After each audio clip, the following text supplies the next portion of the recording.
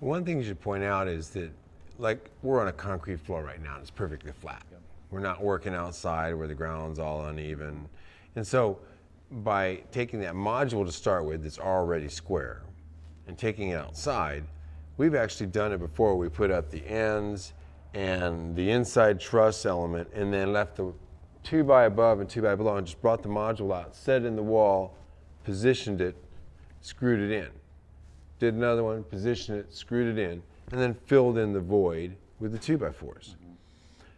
That's as organic as it gets. Now, if you have a plan, you kind of know ahead of time what you want, and the guys are out there doing it, and you're not going to be there, so you've marked on everything where everything goes.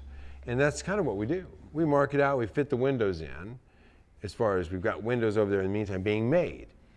Now, there's a little thing there, and it's a little caveat. You can take a sash, just the wood around the glass, and calculate how big the window is going to be if you use the right numbers. But you've got to factor in for the weights, the space they'll take, the jam around the sash, a little bit of space that each of these has between them.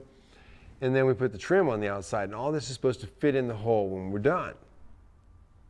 If you don't do it right, you got to take the whole thing apart and make the hole bigger, or fill it in and make it smaller. Preferably fill it in and make it smaller. And this happens more often than I dare like to say. So the thing about having these modules is that if all of a sudden you figure out, hey, we also changed the window, you got a 36 instead of 34, and you go, well, we just framed up a 34.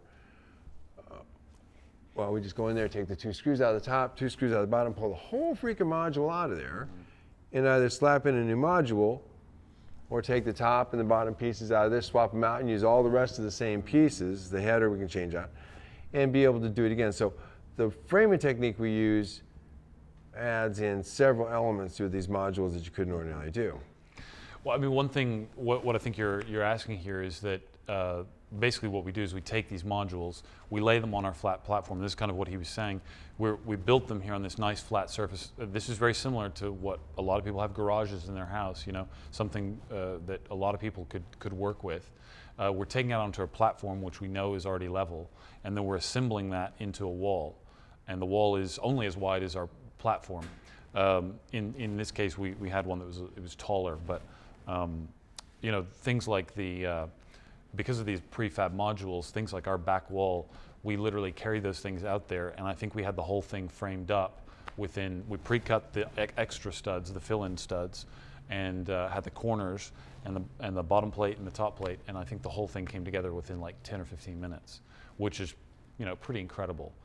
And is a really good way of kind of leveraging people that don't have a whole lot of skills, but really we can take those people's efforts, put them in a prefab unit, stick it in a wall module, and our wall module is done in incredibly fast, incredibly quick rate.